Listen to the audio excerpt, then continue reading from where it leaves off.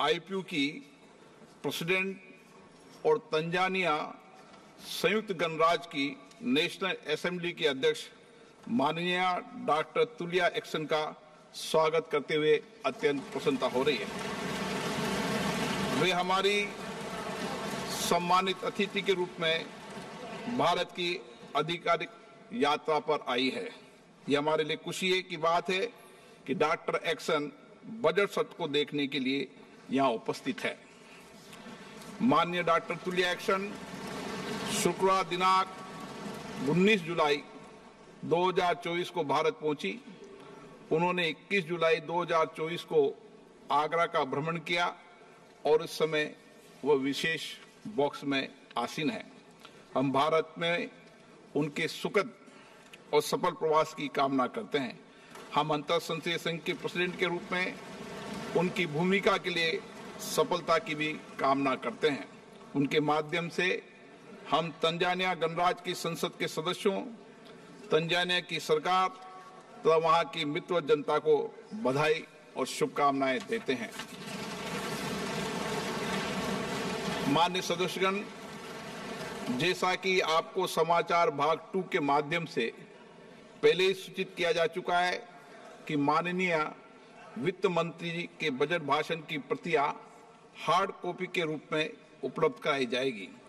अतः बजट प्रस्तुत हो जाने के पश्चात माननीय सदस्य कृपया बजट भाषण की अपनी अपनी प्रति प्रकाशन काउंटर से प्राप्त कर लें।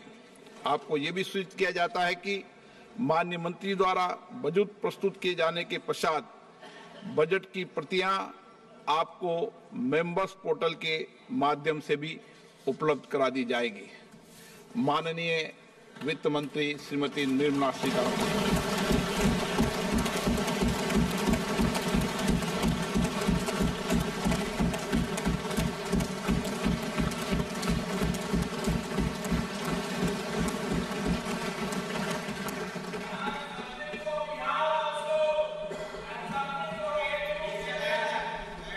Honorable Speaker, I present the budget for 24-25. Introduction. The people of India have reposed their faith in the government led by Honorable Prime Minister Shri Narendra Modi and re-elected it for a historic third term under his leadership.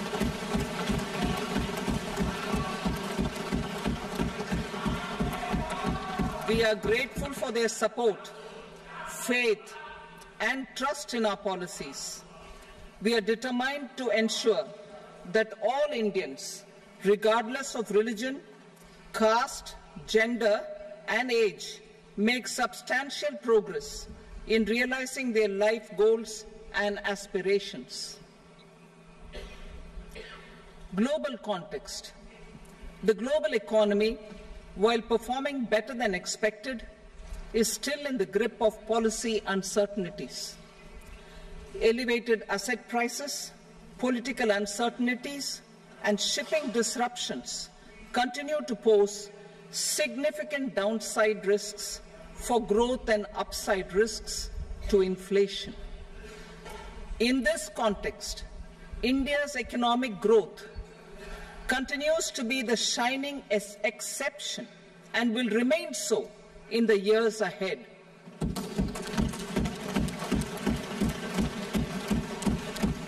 India's inflation continues to be low, stable, and moving towards the 4% target. Core inflation, that is non-food and non-fuel, currently is 3.1%. Steps are being taken to ensure supplies of perishable goods reach markets adequately. Interim budget. As mentioned in the interim budget, we need to focus on 4 major castes, namely the Garib, Mahilaye, Yuva, and Annadata, the poor, women, youth, and the farmer. For Annadata, we announced higher minimum support prices a month ago for all major crops, delivering on the promise of at least a 50% margin over costs. Pradhan Mantri Garib Kalyan Anna Yojana was extended for 5 years, benefiting more than 80 crore people. Administrative actions for approval and implementation of various schemes announced in the interim budget are well underway. The required allocations have been made. Budget theme. Turning attention to the full year and beyond in this budget, we particularly focus on employment, skilling, MSMEs, and the middle class. I'm happy to announce the Prime Minister's package of 5 schemes and initiatives to facilitate employment, skilling, and other opportunities for 4.1 crore youth over a 5-year period, with a central outlay of 2 lakh crore rupees. I will speak about them shortly, while more details may be seen in the annexure. This year, I've made a provision of 1.48 lakh rupees, 1.48 lakh crore rupees for education, employment, and skilling. Budget priorities. The people have given a unique opportunity to our government to take the country on the path of strong development and an all-round prosperity. In the interim budget, we promise to present a detailed roadmap for our pursuit of Viksit Bharat. In line with the strategy set out in the interim budget, this budget envisages sustained efforts on the following 9 priorities for generating ample opportunities for all. Number 1, productivity and resilience in agriculture. Number 2, employment and skilling. Number 3, inclusive human resource development and social justice. 4, manufacturing and services. 5, urban development. 6, energy security. 7, infrastructure. 8, innovation, research and development. And 9, next generation reforms. Subsequent budgets will build on these and add more priorities and actions. A more detailed formulation will be carried out as part of the economic policy framework, about which I will speak later in this speech. This budget details some of the specific actions to be initiated in the current year towards fulfillment of these priorities, with potential for transformative changes. The budget also covers some of the previously made announcements, with intent to strengthen them and step up their implementation for expediting our journey towards the goal of Viksit Bharat. Priority 1, productivity and resilience in agriculture. Transforming agricultural research. Our government will undertake a comprehensive review of the agricultural research setup to bring the focus on raising productivity and developing climate-resilient varieties. Funding will be provided in challenge mode, including to the private sector. Domain experts, both from the government and outside, will oversee the conduct of such research. Release of new varieties. New 109 high-yielding and climate-resilient varieties of 32 field and horticultural crops will be released for cultivation by farmers. Natural farming. In the next 2 years, 1 crore farmers across the country will be initiated into natural farming, supported by certification and branding. Implementation will be through scientific institutions and willing gram panchayats. 10,000 need-based bio-input resource centers will be established. Missions for pulses and oilseeds. For achieving self-sufficiency in pulses and oilseeds, we will strengthen their production, storage, and marketing. As announced in the interim budget, a strategy is being put in place to achieve Atmanirbharta for oilseeds such as mustard, groundnut, sesame, soybean, and sunflower. Vegetable production and supply chains. Large-scale clusters for vegetable production will be developed closer to major consumption centers. We will promote farmer-producer organizations, cooperatives, and startups for vegetable supply chains, including for collection and storage and marketing. Digital public infrastructure for agriculture. Buoyed by the success of the pilot project, our government, in partnership with the states, will facilitate the implementation of the digital public infrastructure in agriculture for coverage of farmers and their lands in 3 years. During this year, digital crop survey for Kharif using the DPI will be taken up in 400 districts.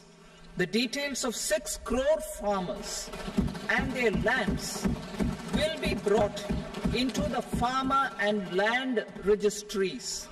Further, the issuance of Jan Samarth-based Kisan credit cards will be enabled in 5 states.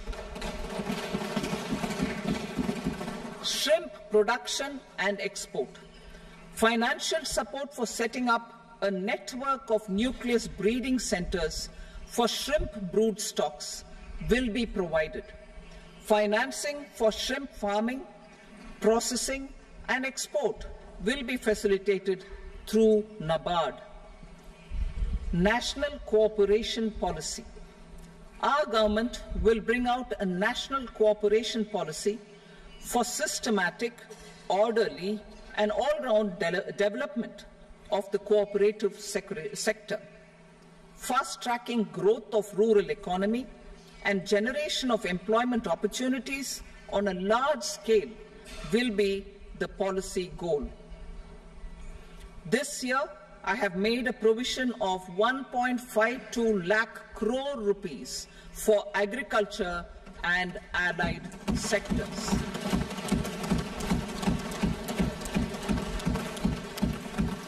Priority 2, employment and skilling. Employment-linked incentive. Our government will implement following 3 schemes for employment-linked incentive as part of the Prime Minister's package.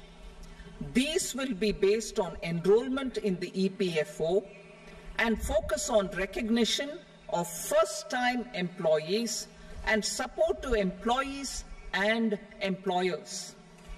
Scheme A, first-timers. This scheme will provide 1 month wage to all persons newly entering the workforce in all formal sectors.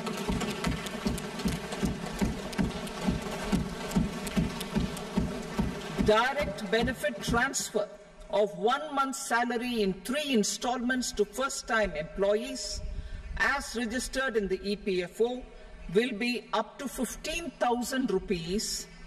The eligibility limit will be a salary of 1 lakh per month. The scheme is expected to benefit 210 lakh youths.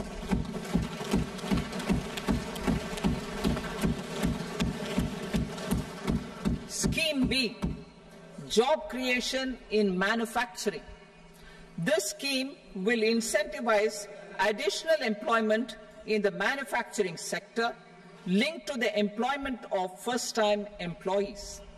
An incentive will be provided at specified scale directly both to the employee and the employer with respect to the EPFO contribution in the first 4 years of employment.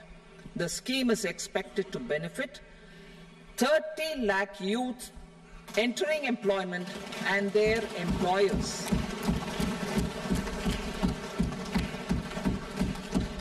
Scheme C, support to employers.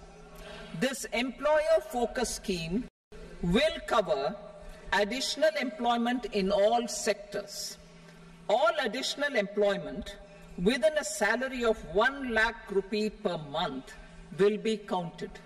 The government will reimburse to employers up to 3,000 rupees per month for 2 years towards the EPFO contribution for each additional employee. The scheme is expected to incentivize additional employment of 50 lakh persons.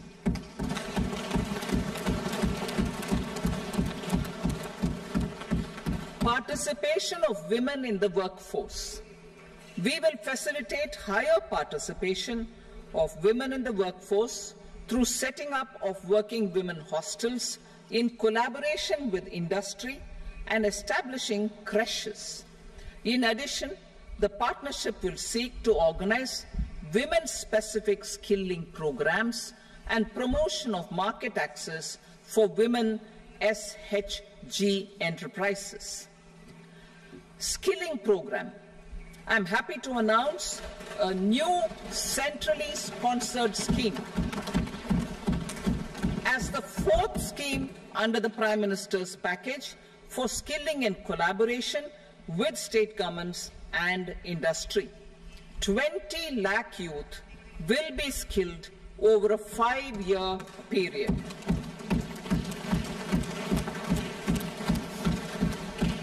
"1,000 industrial training institutes will be upgraded in hub and spoke arrangements with outcome orientation. Course content and design will be aligned to the skill needs of industry, and new courses will be introduced for emerging needs." Skilling loans. The model skill loan scheme will be revised to facilitate loans up to 7.5 lakh rupees with a guarantee from a government-promoted fund. This measure is expected to help 25,000 students every year.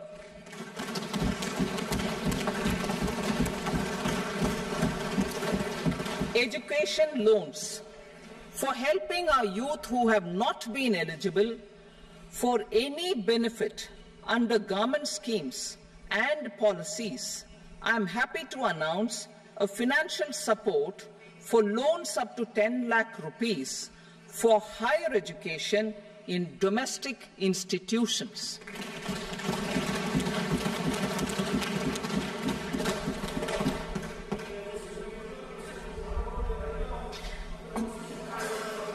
E-vouchers for this purpose.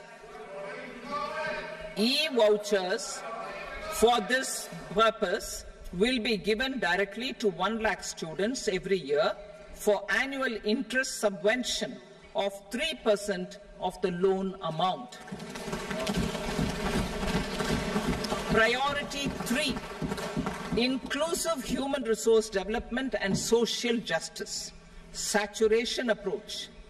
Our government is committed to all-round, all-pervasive and all-inclusive development of people, particularly farmers, youth, women, and the poor.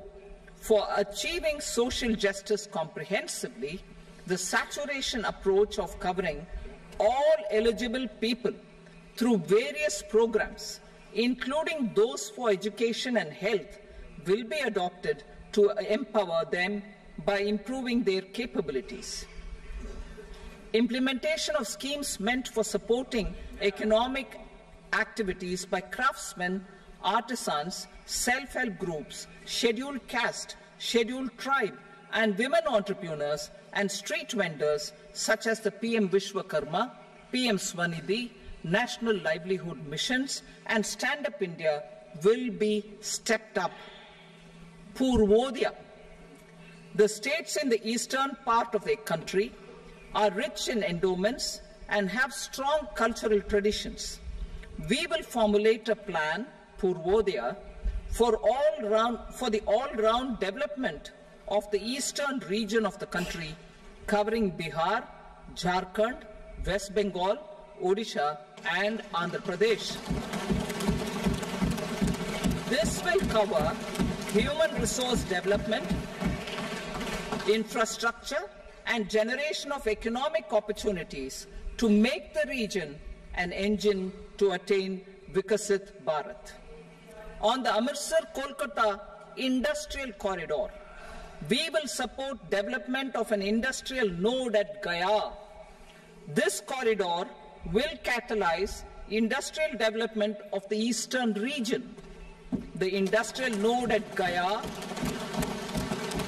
will also be a good model for developing our ancient centers of cultural importance into future centers of modern economy.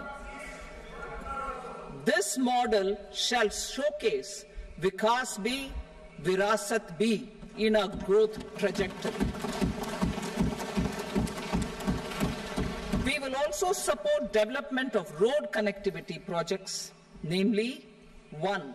Patna-Purnia Expressway, 2. Buxar-Bhagalpur Expressway, 3. Bodh Gaya, Rajgir, Vaishali and Darbhanga spurs, and 4. Additional 2-lane bridge over River Ganga at Buxar at a total cost of 26,000 crore rupees.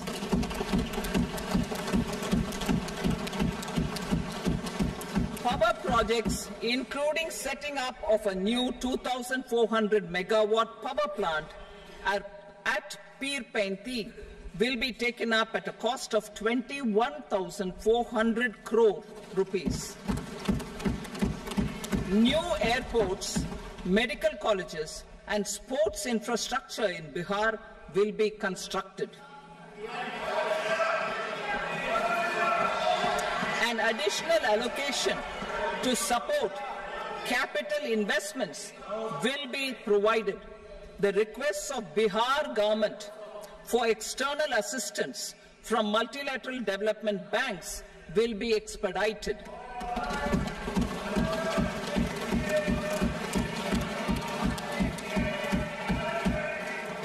Andhra Pradesh Reorganization Act.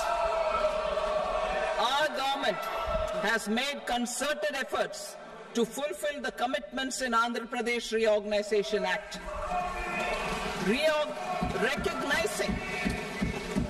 Recognizing the state's need for the capital, recognizing the state's need for a capital, we will facilitate special financial support through multilateral development agencies. In the current financial year, 15,000 crore rupees will be arranged with additional amounts in future years.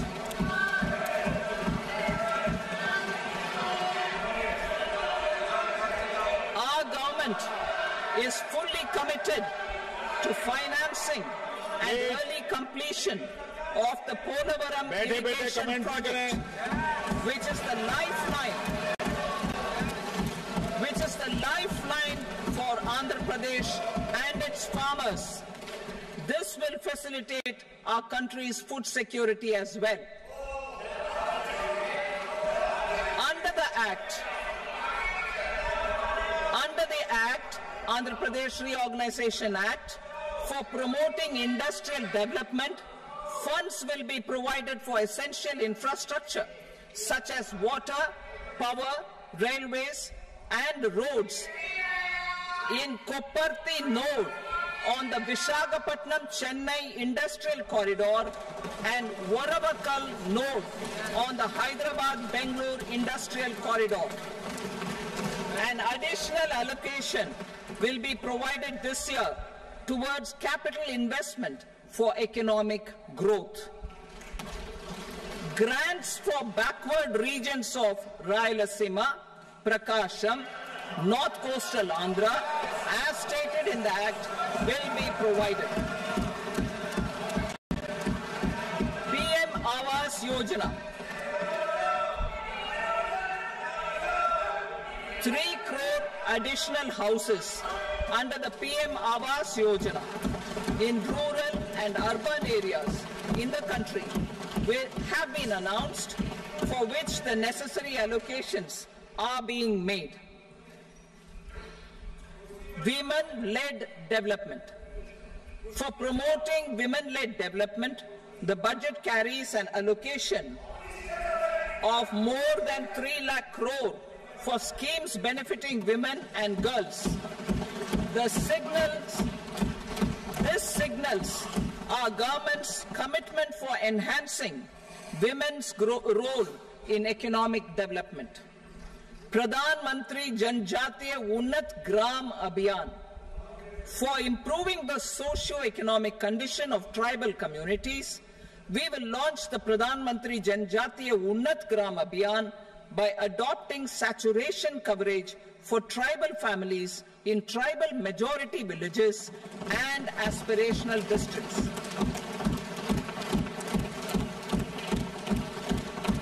This will cover 63,000 villages, benefiting 5 crore tribal people.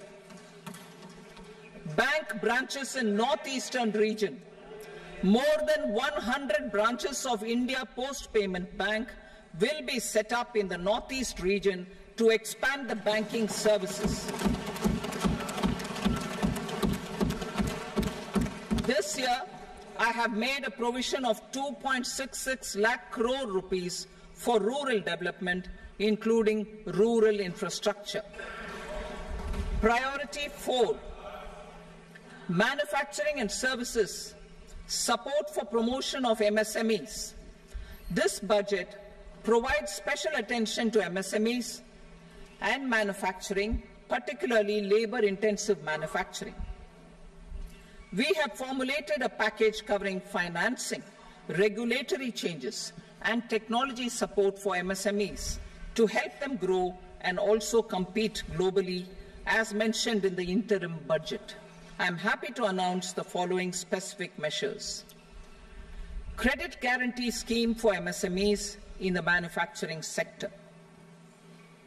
For facilitating term loans to MSMEs for purchase of machinery and equipment without collateral or third-party guarantee, a credit guarantee scheme will be introduced. The scheme will operate on pooling of credit risks of such MSMEs. A separately constituted self-financing guarantee fund will provide to each applicant guarantee cover up to 100 crore rupees, while the loan amount may be larger.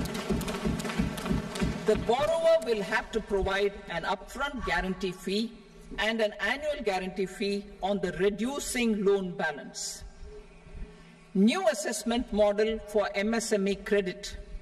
Public sector banks will build their own in-house capability to assess MSMEs for credit instead of relying on external assessment.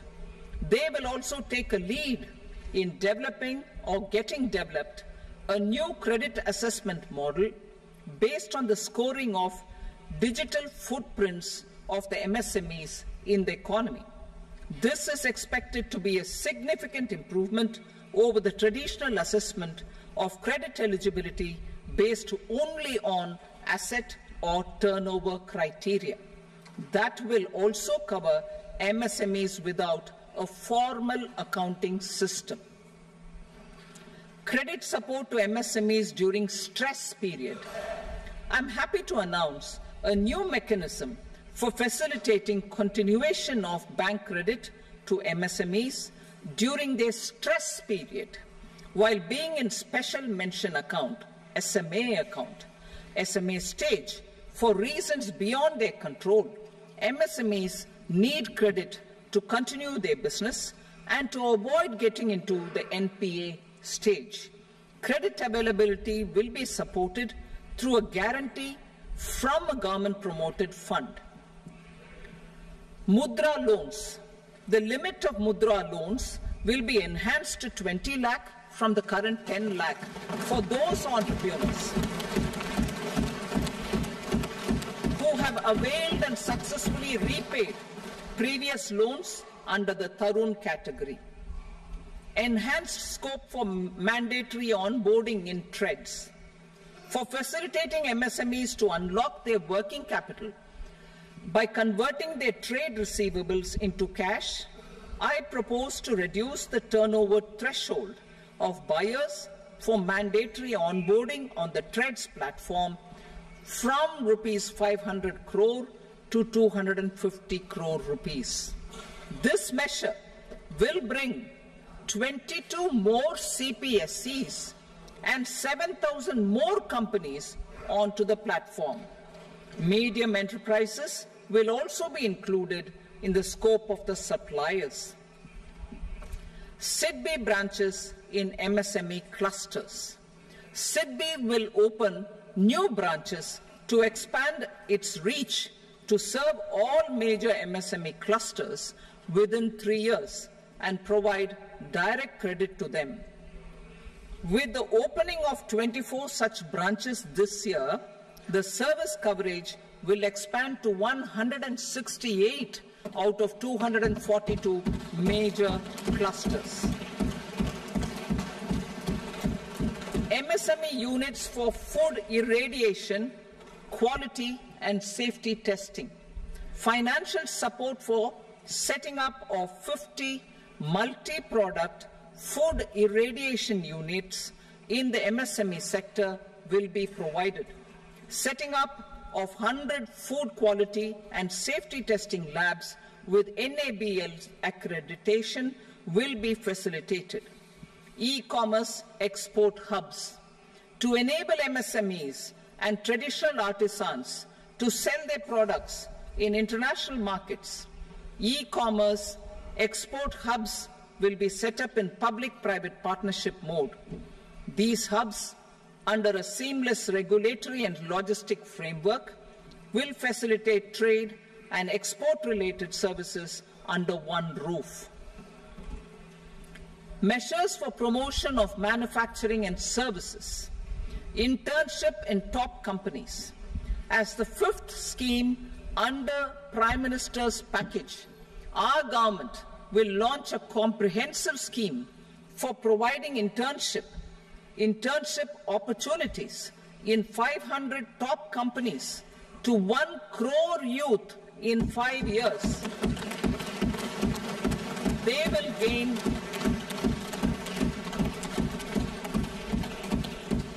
will gain exposure for 12 months to real-life business environment, varied professions, and employment opportunities. An internship allowance of 5,000 per month, 5,000 rupees per month, along with a one-time assistance of 6,000 rupees will be provided. Companies will be expected to bear the training cost and 10% of their internship cost from their CSR funds. Industrial parks. Our government will facilitate development of investment-ready, plug-and-play industrial parks with complete infrastructure in or near 100 cities in partnership with the states and private sector by better using town planning schemes. 12 industrial parks under the National Industrial Corridor Development Program also will be sanctioned.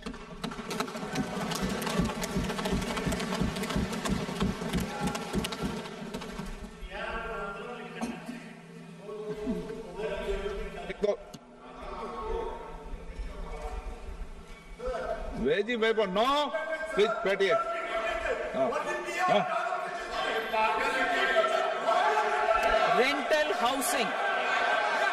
Rental housing with dormitory type accommodation for industrial workers will be, just 1 minute.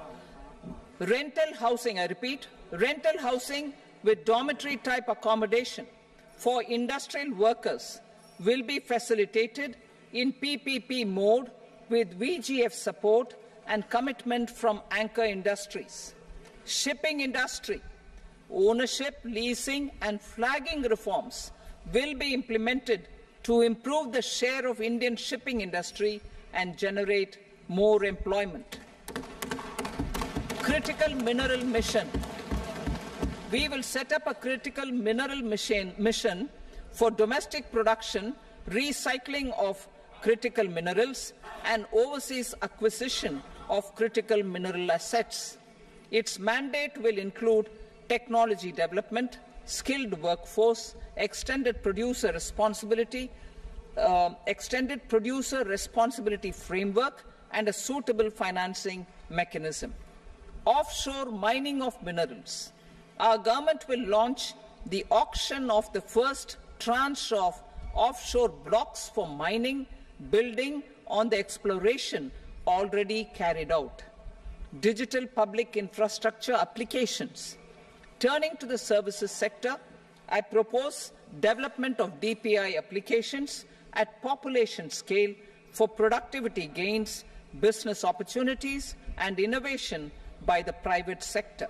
These are planned in the areas of credit, e-commerce, education, health, law and justice, logistics, MSME service delivery, and urban governance. Integrated technology platform for IBC ecosystem. An integrated technology platform will be set up for improving the outcomes under the Insolvency Bankruptcy Code for achieving consistency, transparency, timely processing, and better oversight for all stakeholders. Voluntary closure of LLPs.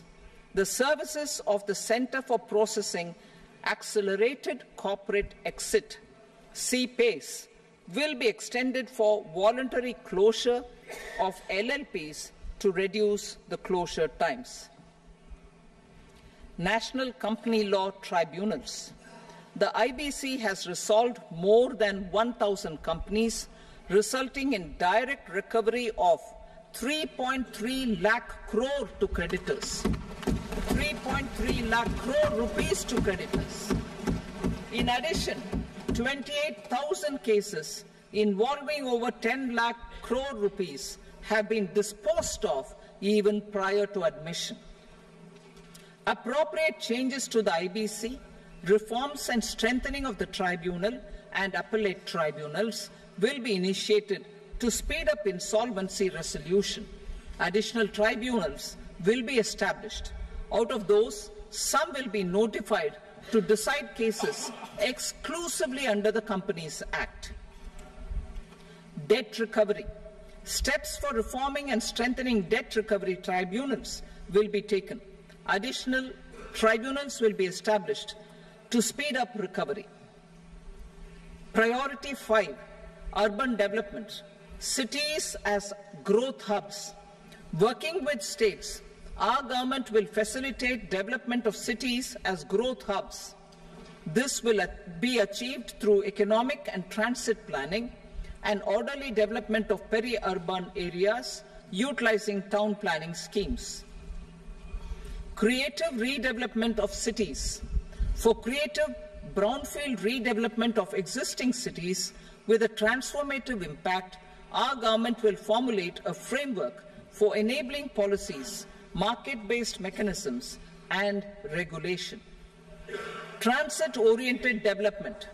Transit-oriented development plans for 14 large cities with a population above 30 lakh will be formulated, along with an implementation and financing strategy. Urban housing. Under the PM Awas Yojana, Urban 2.0, housing needs of 1 crore urban poor and middle-class families will be addressed with an investment of 10 lakh crore rupees. This will include the central assistance of 2.2 lakh crore rupees in the next 5 years. A provision of interest subsidy to facilitate loans at affordable rates is also envisaged. In addition, enabling policies and regulations for efficient and transparent rental housing markets with enhanced availability will also be put in place. Water supply and sanitation.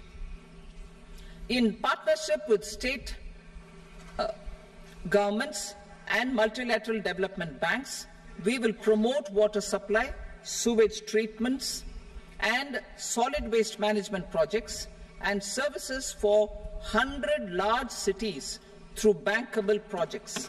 These projects will also envisage use of treated water for irrigation and filling up of tanks in nearby areas. Street markets. Building on the success of PM Swanidhi scheme in transforming the lives of street vendors, our government envisions a scheme to support each year, over the next 5 years, the development of 100 weekly hearts or street food hubs in select cities. Stamp duty. We will encourage states which continue to charge high stamp duty to moderate the rates for all and also consider further lowering duties for properties purchased by women. This reform will be made an essential component of urban development schemes. Priority 6, energy security, energy transition. In the interim budget, I had announced our strategy to sustain high and more resource-efficient economic growth, along with the energy security in terms of availability, accessibility, and affordability. We will bring out a policy document on appropriate energy transition pathways that balances the imperatives of employment, growth, and environmental sustainability. PM Surya Ghar Muft Bijli Yojana. PM Surya Ghar Muft Bijli Yojana. In line with the announcement in the interim budget,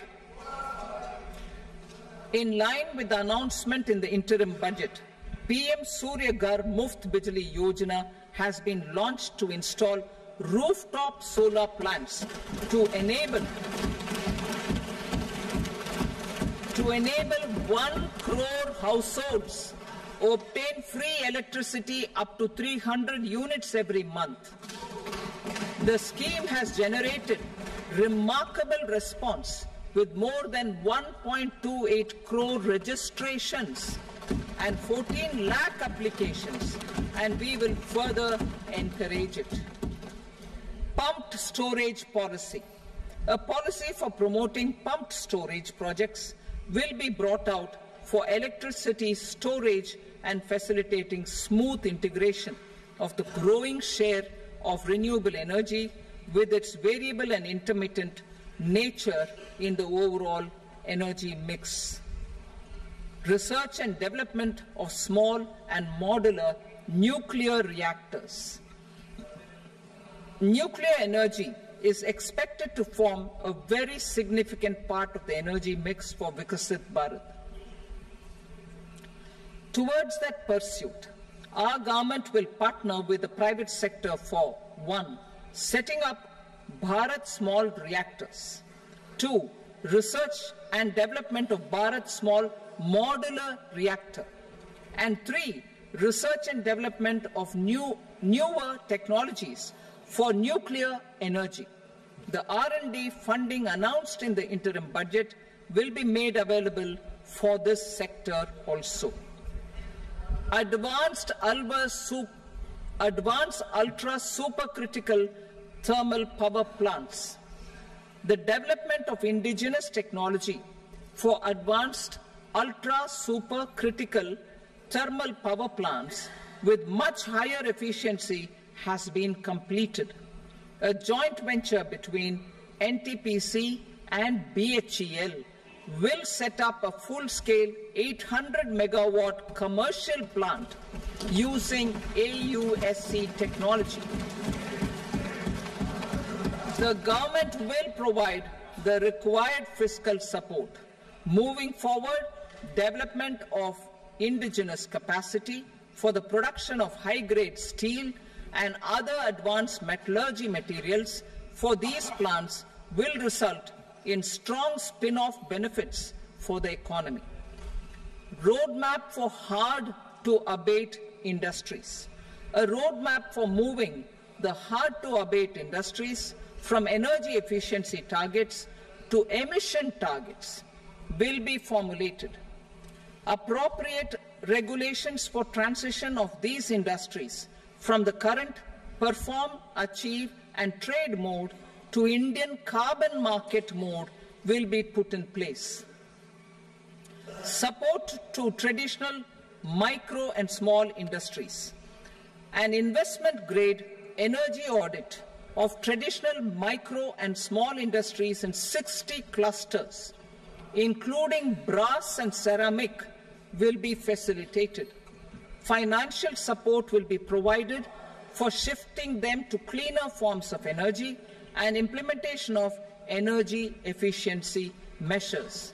The scheme will be replicated in another 100 clusters in the next phase. Priority 7, infrastructure investment by central government. Significant investment the central government has made over the years in building and improving infrastructure has had a strong multiplier effect on the economy.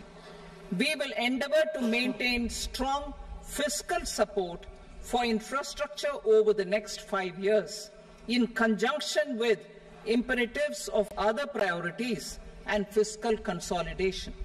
This year, I have provided 11,11,111 crore rupees for capital expenditure. This would be 3.4% of our GDP. Infrastructure investment by state governments. We will encourage states to provide support of similar scale for infrastructure, subject to their development priorities.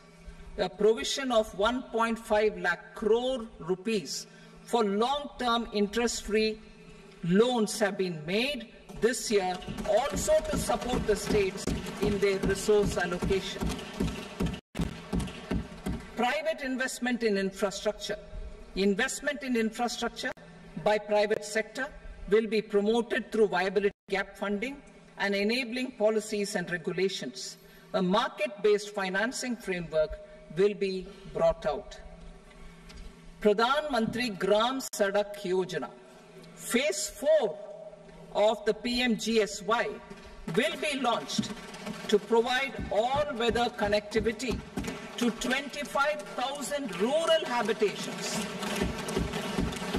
which have become eligible in view of their population increase.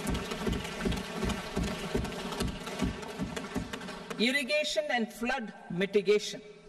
Bihar has frequently suffered from floods, many of them originating outside the country. Plans to build flood control structures in Nepal are yet to progress.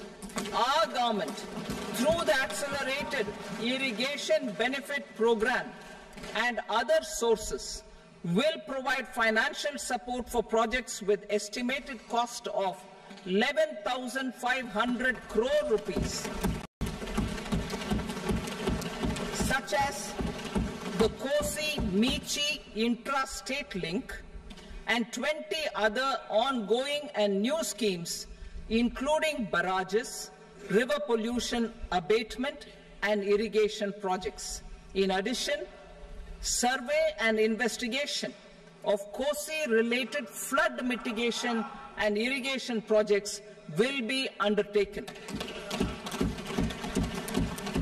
Assam grapples with floods every year by the Brahmaputra River and its tributaries originating outside India.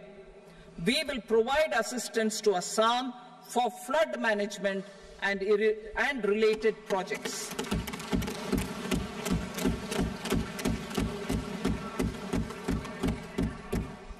Himachal Pradesh suffered extensive losses due to floods last year. Our government will provide assistance to the state for reconstruction and rehabilitation through multilateral development assistance.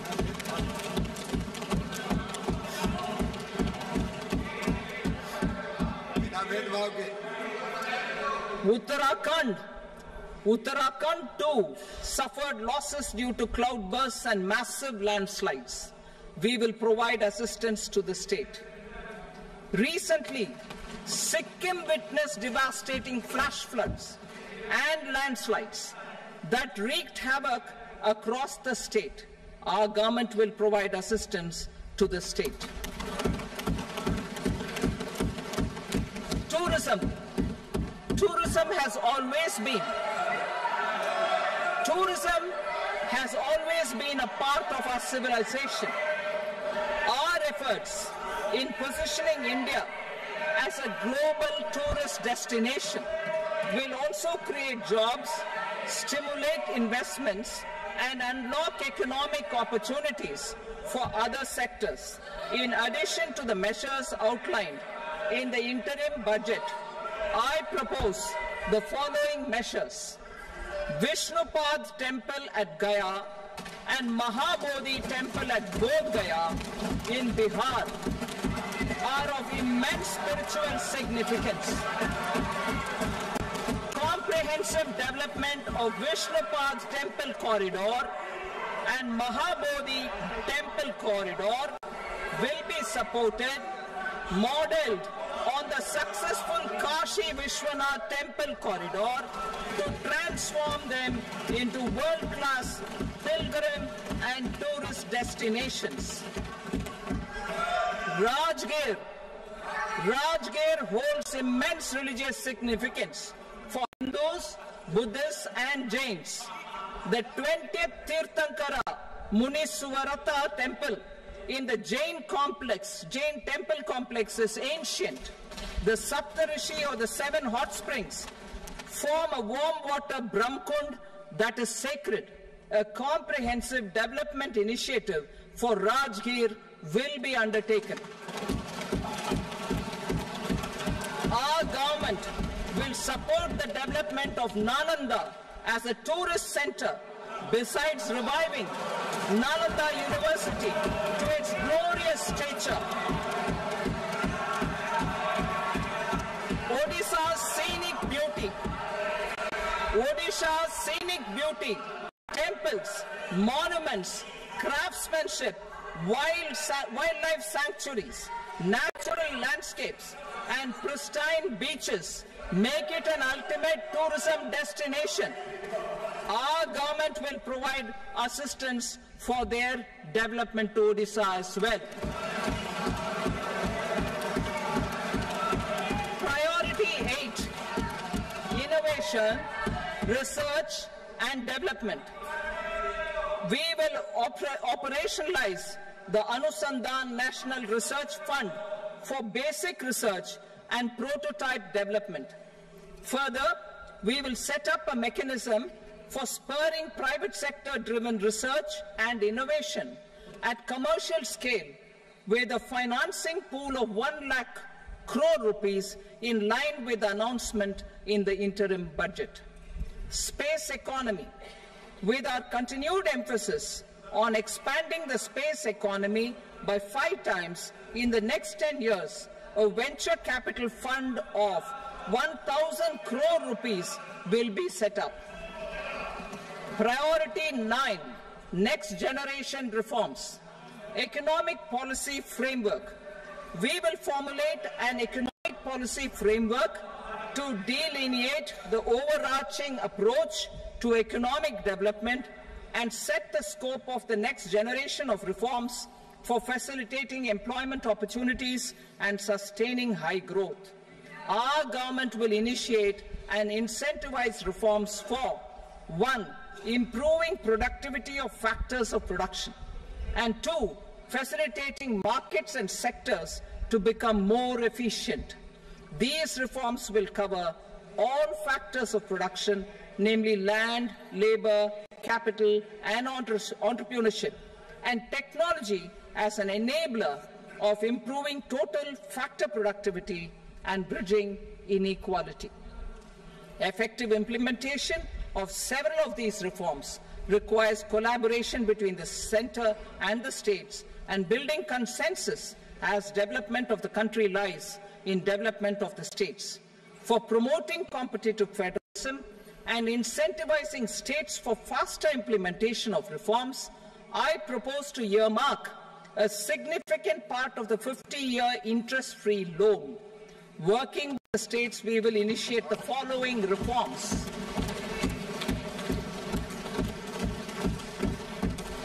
Land-related reforms and actions, both in the rural and urban areas, will cover land administration, will cover 1. Land administration, planning and management, and 2. Urban planning usage and building bylaws. These will be incentivized for completion within the next 3 years through appropriate fiscal support. Rural land-related actions. Rural land-related actions will include 1. Assignment of unique land parcel identification number, UL PIN, or Bhu Aadhaar for all lands. 2. Digitization of cadastral maps. 3. Subdivisions, survey of map subdivisions as per current ownership. 4. Establishment of land registry. And 5. Linking to the farmers registry. These actions will also facilitate credit flow and other agricultural services. Urban land-related actions. Land records in urban areas will be digitized with GIS mapping. An IT-based system for property record administration, updating, and tax administration will be established. These will also facilitate improving the financial position of urban local bodies. Labor-related reforms. Services to labor. Our government will facilitate the provision of a wide array of services to labor, including those for employment and skilling. A comprehensive integration of eShram portal with other portals will facilitate such one-stop solution. Open architecture databases for the rapidly changing labor market, skill requirements, and available job roles, and a mechanism to connect job aspirants with potential employers and skill providers will be covered in these services. Shram Suvidha and Samadhan portal. Shram Suvidha and Samadhan portal will be revamped to enhance ease of compliance for industry and trade. Capital and entrepreneurship related reforms. Financial sector vision and strategy. For meeting financing needs of the economy, our government will bring out a financial sector vision and strategy document to prepare the sector in terms of size, capacity, and skills.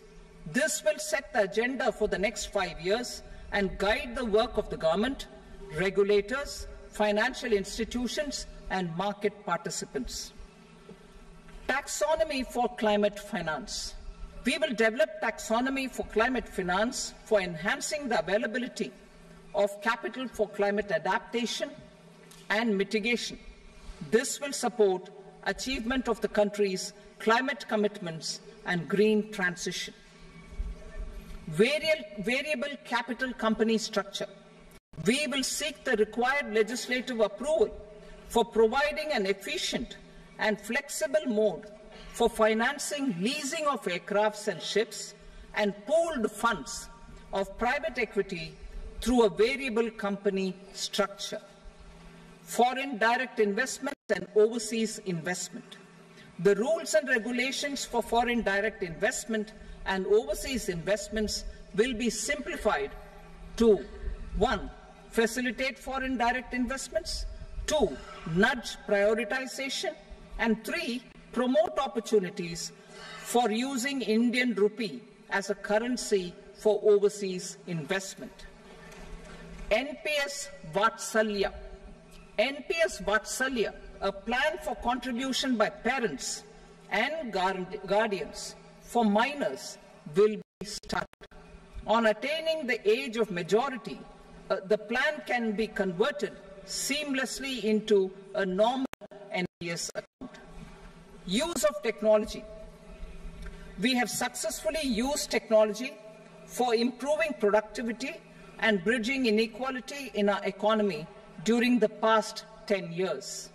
Public investment in digital infrastructure and innovations by the private sector have helped in improving access of all citizens, particularly the common people, to market resources, education, health and services. We will step up adoption of technology towards digitalization of the economy. Ease of doing business. For enhancing ease of doing business, we are already working on the Jan Vishwas Bill 2.0. Further, states will be incentivized for implementation of the business reforms, action plans and digitalization. Data and statistics. For improving data governance, collection, processing and management of data and statistics, different sectoral databases, including those established under the Digital India Mission, will be utilized with active use of technology tools. New pension scheme. The committee to review the NPS has made considerable progress in its work. I'm happy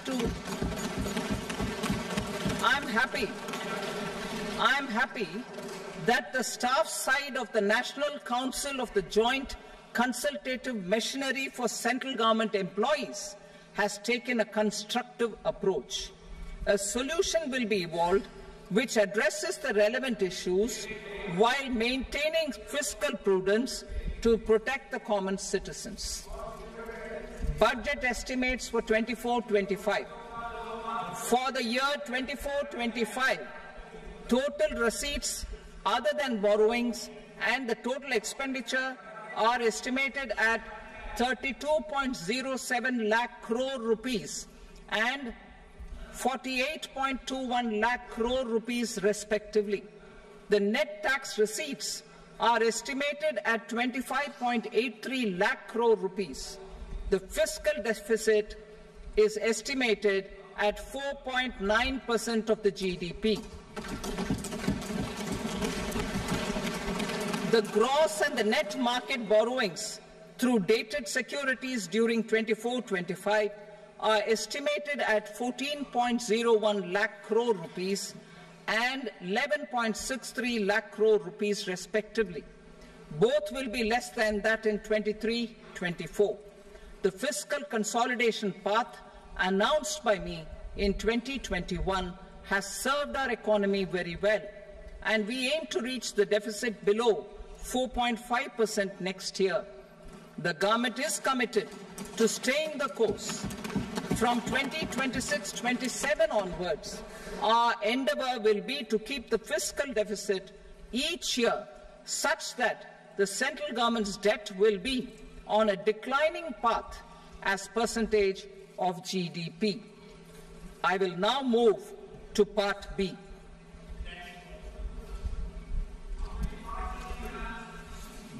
Indirect taxes. Sir, I start with GST. It has decreased tax incidence on the common man, reduced compliance burden and logistics cost for trade and industry, and enhanced revenues of the central and the state governments. It is a success of vast proportions. To multiply the benefits of GST, we will strive to further simplify and rationalize the tax structure and endeavour to expand it to the remaining sectors. My proposals for customs duties intend to support domestic manufacturing, deepen local value addition, promote export competitiveness, and simplify taxation while keeping the interest of the general public and consumers surmount. In Budget 22-23, we reduced the number of customs duty rates. I propose to undertake a comprehensive review of the rate structure over the next 6 months to rationalize and simplify it for ease of trade, removal of duty inversion, and reduction of disputes. I shall now take up sector-specific customs duty proposals. Medicine and medical equipments. To provide relief to cancer patients, I propose to fully exempt 3 more medicines from customs duties.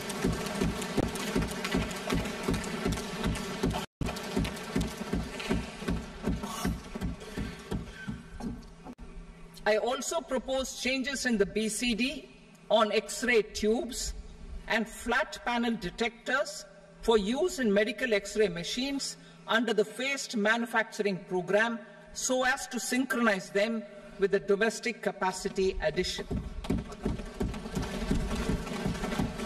Mobile phone and related parts. With a 3-fold increase in domestic production and almost a 100-fold jump in exports of mobile phones over the last 6 years, the Indian mobile industry has matured. In the interest of consumers, I now propose to reduce the BCD on mobile phone, mobile PCBA, and mobile charger to 15%. Critical minerals. Minerals such as lithium, copper, cobalt, and rare earth elements are critical for sectors like nuclear energy, renewable energy, space, defense, telecommunications, and high-tech electronics. I propose to fully exempt customs duties on 25 critical minerals and reduce BCD on 2 of them.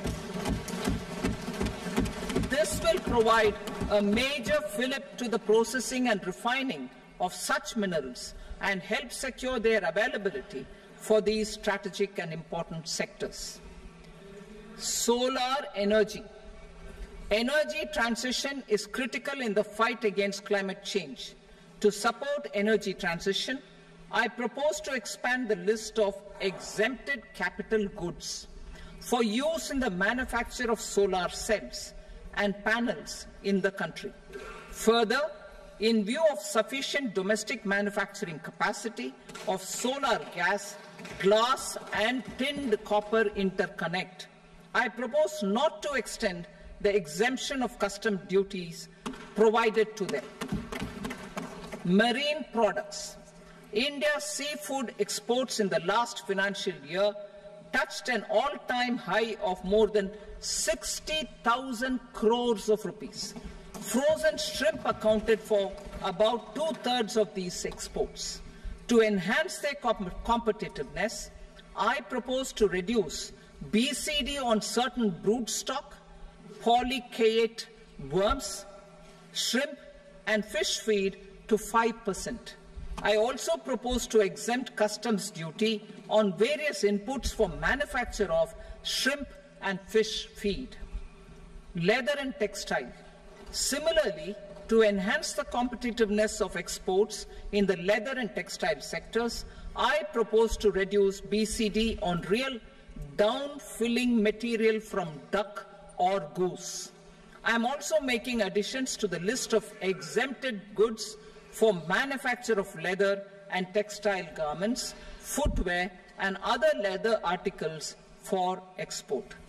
To rectify inversion in duty, I propose to reduce BCD subject to conditions on methylene diphenyl diisocyanate, MDI, for manufacture of spandex yarn from 7.5 to 5%. Furthermore, the export duty structure on raw hides, skin, and leather is proposed to be simplified and rationalized. Precious metals. To enhance domestic value addition in gold and precious metal jewelry in the country, I propose to reduce customs duties on gold and silver to 6% and that of platinum to 6.4%. Other metals. Steel and copper are important raw materials. To reduce their cost of production, I propose to remove the BCD on ferronickel and blister copper. I am also continuing with nil BCD on ferrous scrap and nickel cathode and concessional BCD of 2.5% on copper scrap. Electronics. To increase value addition in the domestic electronics industry, I propose to remove the BCD subject to conditions on oxygen-free copper for manufacture of resistors. I also propose to exempt certain parts for manufacture of connectors. Chemicals and petrochemicals.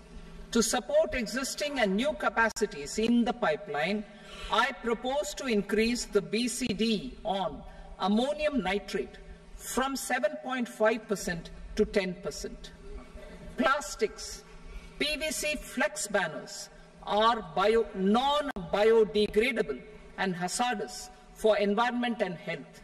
To curb their imports, I propose to raise the BCD on them from 10 to 25%. Telecommunication equipment. To incentivize domestic manufacturing, I propose to increase the BCD from 10 to 15% on PCBA of specified telecom equipment. Trade facilitation. To promote domestic aviation and boat and ship MRO, I propose to extend the period for export of goods imported for repairs from 6 months to 1 year. I'll read that again. To promote domestic aviation and boat and ship maintenance, repair and operations, I propose to extend the period for export of goods imported for repairs from 6 months to 1 year. In the same vein, I propose to extend the time limit for re-import of goods for repairs under warranty from 3 to 5 years. I now move to direct taxes. We will continue our efforts to simplify taxes, improve taxpayer services, provide tax certainty, and reduce litigation while enhancing revenues for funding the development and welfare schemes of the government. It has been our endeavour to simplify taxation. We have taken a number of measures in the last few years, including introduction of simplified tax regimes without exemptions and deductions for corporate tax and for personal income tax. This has been appreciated by taxpayers. 58% of corporate tax came from the simplified tax regime in the financial year 22-23.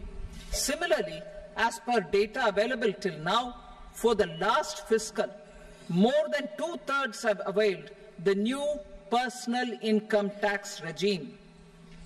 Comprehensive review of the Income Tax Act. I am now announcing a comprehensive review of the Income Tax Act 1961.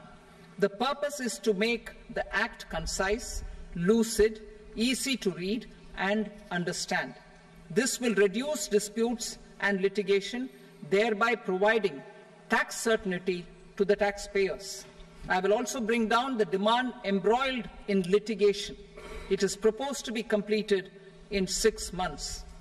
A beginning is being made in the Finance Bill by simplifying the tax regime for charities, tedious rate structures, provisions of reassessment and such provisions, and capital gains taxation.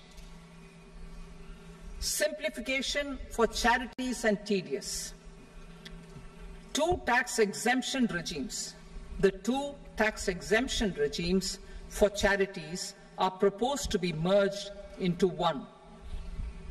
The 5% TDS rate on many payments is being merged into the 2% TDS rate, and the 20% TDS rate on repurchase of units by mutual funds or UTI is being withdrawn. TDS rate on e-commerce operators is proposed to be reduced from 1 to 0.1%. Moreover, credit of TCS is proposed to be given in the TDS to be deducted on salary. Further, I propose to decriminalize delay for payment of TDS up to the due date of filing statement for the same. I also plan to provide a standard operating procedure for TDS defaults and simplify and rationalize the compounding guidelines for such defaults. simplification of reassessment.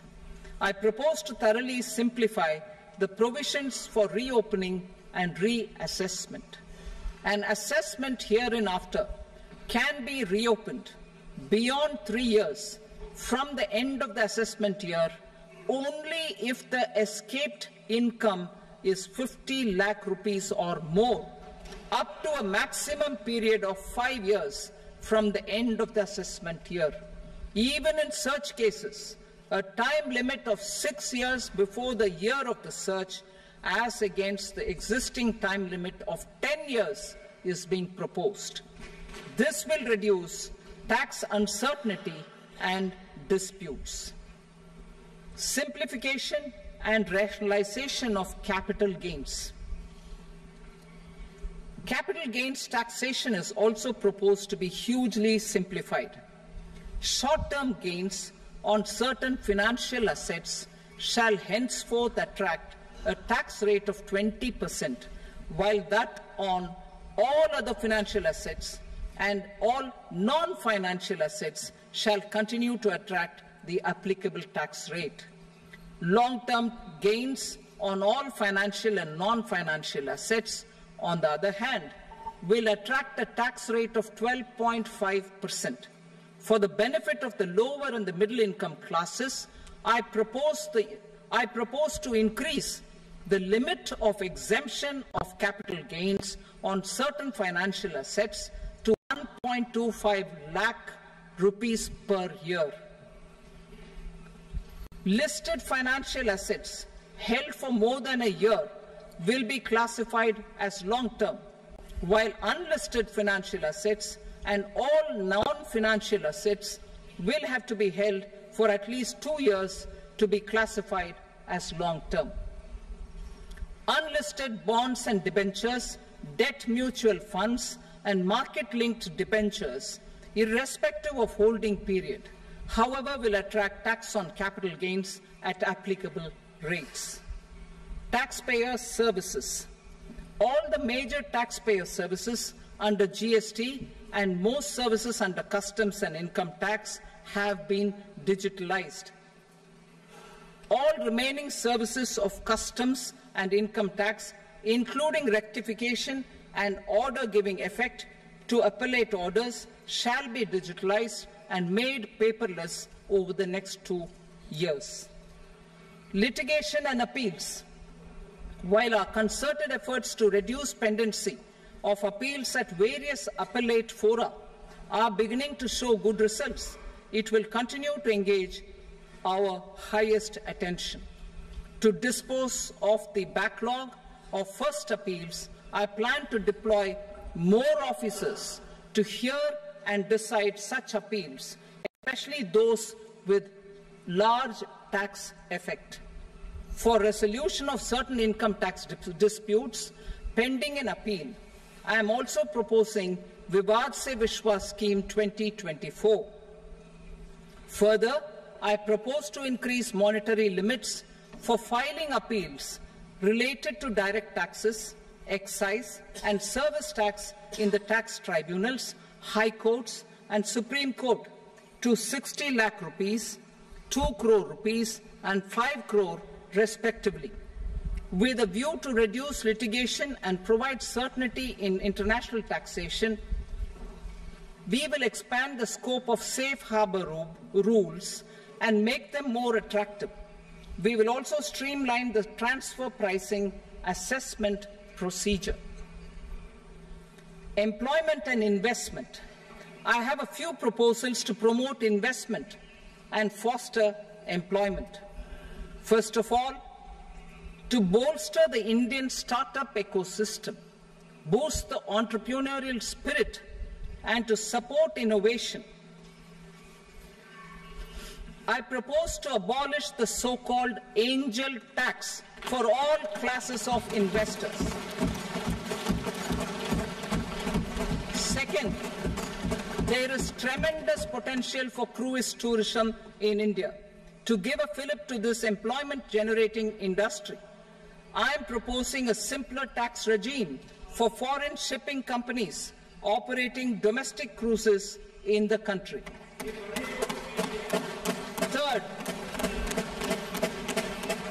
India is a world leader in the diamond cutting and polishing industry, which employs a large number of skilled workers. To further promote the development of this sector, we would provide for safe harbor rates for foreign mining companies selling raw diamonds in the country. Fourth, to attract foreign capital for our development needs, I propose to reduce the corporate tax rate on foreign companies from 40 to 35%.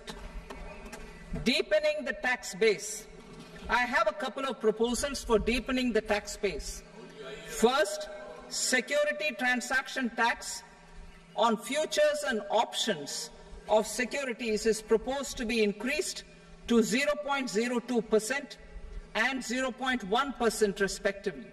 Second, for reasons of equity, I propose to tax income received on buyback of shares in the hands of recipients. Other proposals. To improve social security benefits, deduction of expenditure by employers towards NPS is proposed to be increased from 10 to 14% of the employee's salary. Similarly, deduction of this expenditure up to 14% of salary from the income of employees in private sector, public sector banks and undertakings opting for the new tax regime is proposed to be provided. Indian professionals working in multinationals get ESOPs and invest in social security schemes and other movable assets abroad. Non-reporting of such small foreign assets has penal consequences under the Black Money Act. Such non-reporting of movable assets up to 20 lakh rupees is proposed to be depenalized. Other major proposals in the finance bill relate to withdrawal of equalization levy of 2%, expansion of tax benefits to certain funds and entities in IFSCs, and immunity from penalty and prosecution to Benamidar on full and true disclosure so as to improve conviction under the Benami Transaction Prohibition Act 1988. Personal income tax. Coming to personal income tax rates, I have two announcements to make for those opting for the new tax regime. First, the standard deduction for salaried employees is proposed to be increased from 50,000 to 75,000 rupees.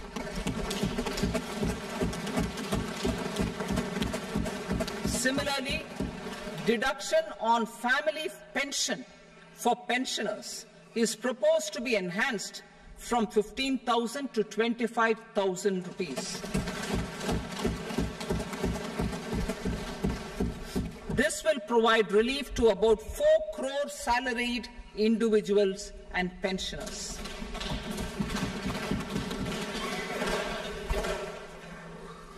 Second, in the new tax regime, the tax rate structure is proposed to be revised as follows. 0 to 3 lakh rupees, nil. 3 to 7 lakh rupees, 5%. 7 to 10 lakh rupees, 10%. 10 to 12 lakh rupees, 15%.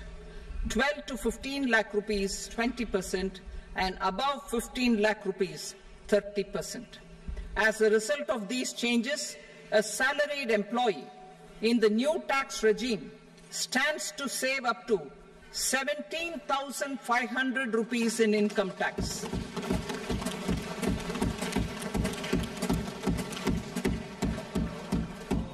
Apart from these, I am also making some other changes as given in the annexure.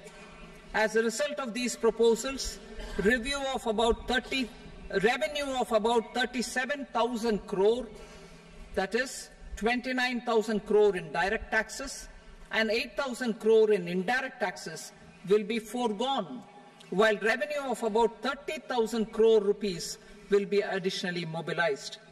Thus, the total revenue foregone is about 7,000 crores annually. Mr. Speaker, sir, with this, I commend the budget to this august House. Jai Hind.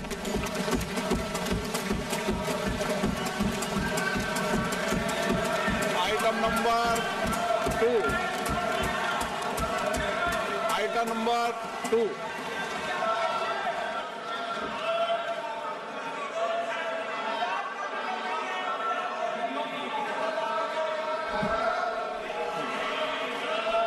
Sir, with your permission, I rise to lay on the table the following statements under Section 3 of the Fiscal Responsibility and Budget Management, FRBM Act 2003, Medium-Term Fiscal Policy cum Fiscal Policy Strategy Statement and Macroeconomic Framework Statement. Item number 3. Sir, with your permission, I rise to move for leave to introduce the Finance Number 2 Bill 2024. प्रश्न ये कि विधेयक को पुनर्स्थापित करने की अनुमति प्रदान की जाए। जो सदस्य इसके पक्ष में हाँ कहें, जो सदस्य विरोध में ना कहें। मेरे विचार में निर्णय हाँ वालों के पक्षवा अनुमति प्रदान की जाती है। माननीय मंत्री जी, अब विधेयक पुनर्स्थापित करें। Sir, I introduce the bill. Item number 4. The Union Territory of Jammu and Kashmir budget. Sir, I rise to present a statement, Hindi and English versions, of the estimated receipts and expenditure of the Union Territory of Jammu and Kashmir for the year 24-25. सभा की कार्रवाई कल बुधवार दिनांक 24 जुलाई 2024 को प्राप्त 11 बजे तक के लिए स्थगित की जाती है।